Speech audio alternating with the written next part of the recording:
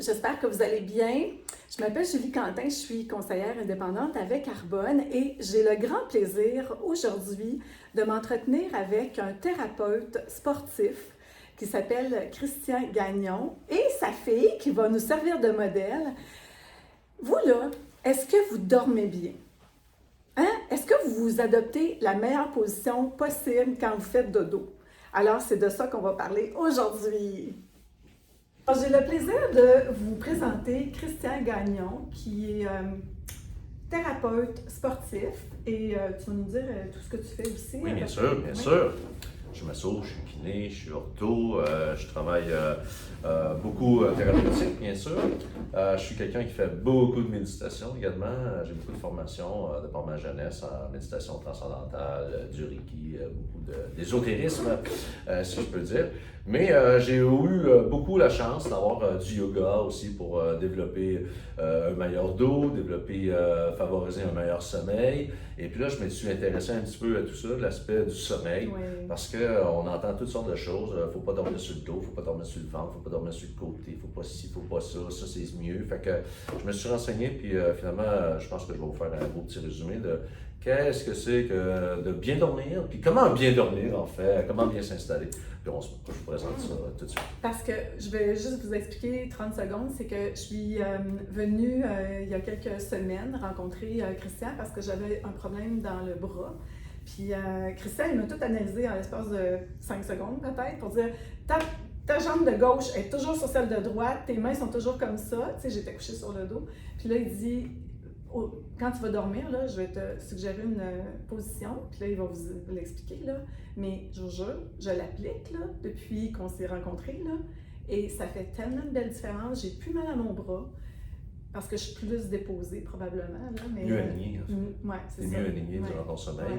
Donc, l'effet de la gravité des 8 heures de sommeil, à peu près, au lieu qu'elle vienne nous mettre dans un état complètement non ergonomique, à ce moment-là, c'est ça qu'on va surtout vérifier ensemble. Mais tu sais, là, je me posais la question à savoir, tu sais, là, je suis consciente de la façon qu'il faut que je m'endorme.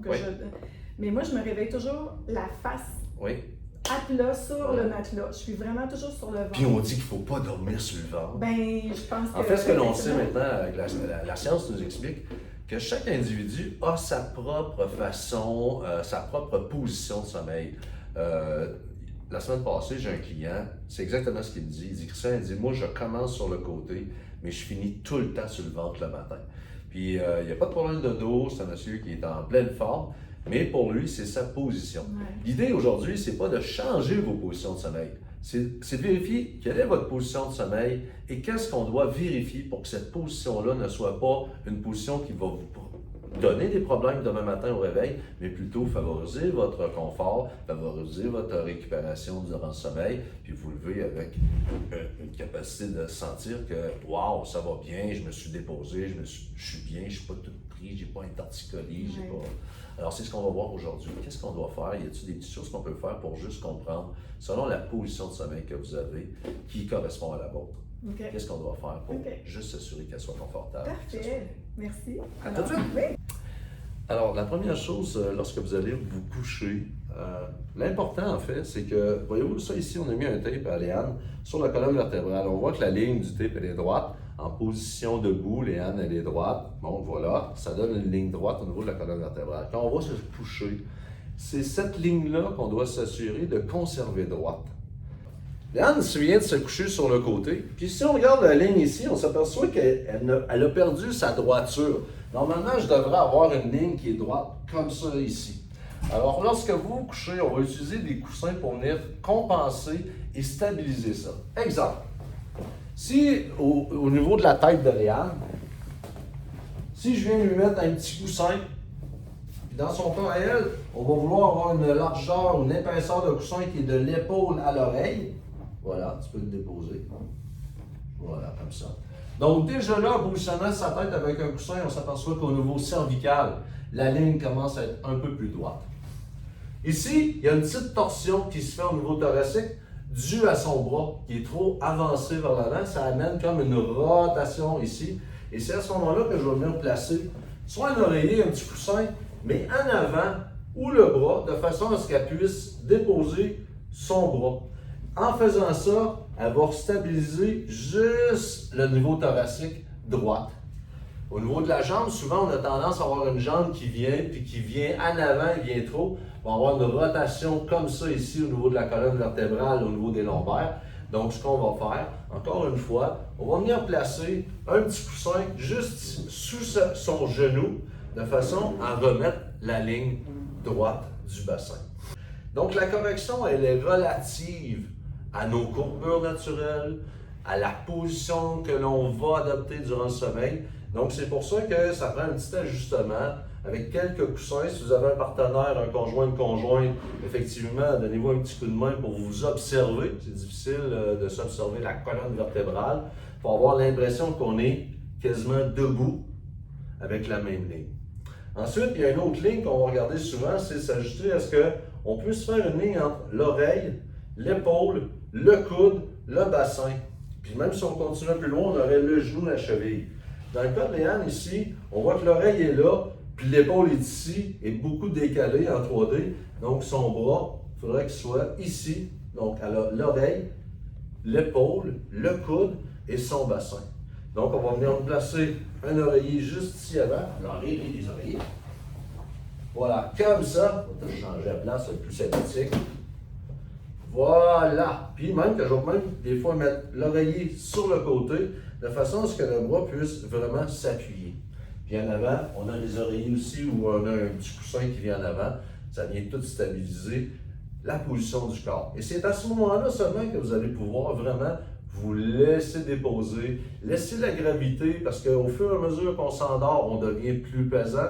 La tête, ça va, mais après 20-25 minutes, la tête va écraser un peu. Si l'oreiller manque un peu elle est trop souple, vous allez avoir une tête qui, à la fin de la nuit, vous allez avoir l'impression d'être directement sur le matelas.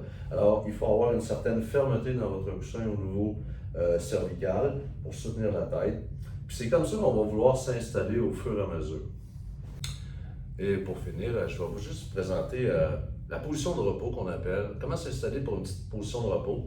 Si vous faites une petite cohérence cardiaque, un petit après-midi, une petite pause après le travail, avant de souper, ou quoi que ce soit, une des belles choses qu'on peut faire, c'est s'installer sur le dos, bien sûr.